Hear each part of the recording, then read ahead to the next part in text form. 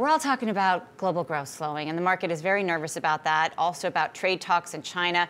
Fourth quarter GDP was revised down 2.2%. But instead of talking about an inverted yield curve and a chart that people are trying to figure out, we're going to talk about an actual human that seems to be saying who's also trying to figure it out. He is also trying to figure it out. But this is a human that a lot of people listen to. It's Warren Buffett, and he's out there today saying that the economy has indeed slowed down. What did the Oracle of Omaha see? What does he know? What is he basing this on? I mean, my take on this is like, well, thanks, Warren. You're the last person to let us know the U.S. economy is slowing down. I mean, almost everything this week has really been about the housing data that we've gotten in that just shows the housing market is certainly slowing down.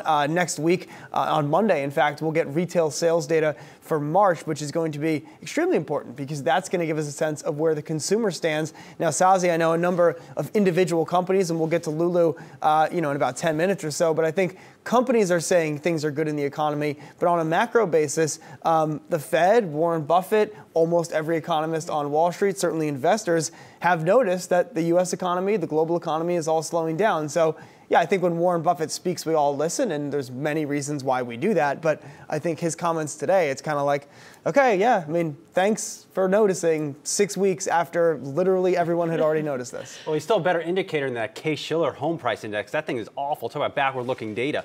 But, he's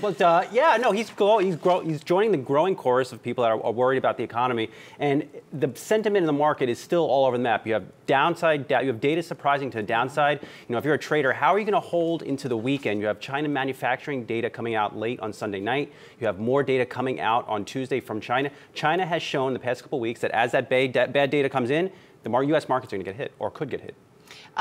Okay, so fine, he's saying it a little late, but at least he's saying it. At least he said it, that's right. At least he didn't said wait until May. And I also think, he is kind of, when you listen to him talk, he is trying to figure it out. And I still am trying to figure it out, just having you come here, Southwest. Mm-hmm. That was not a great story that we had this week on the consumer. Mm-hmm. But then, we have had stories where the retail area is okay. Look at FedEx.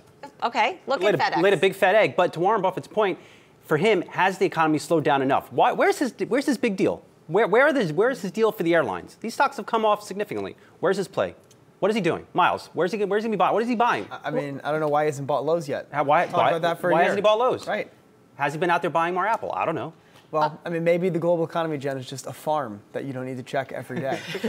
It was pretty funny. He did talk about the airlines. Mm-hmm. That bigger than 10% position taken in Delta, and was asked, okay, well, is this your favorite airline? No, I just made a mistake. What better time to pull the trigger on something? These airline stocks have been hit the past 2 months. You're a Warren Buffett. You have significant positions. What, in all 4 of them? Right. Get out there and pull the trigger, my man. Yeah, but remember the Richard Branson quote.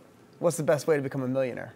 First become a billionaire, then buy an airline. I thought it was become a billionaire and then buy a winery.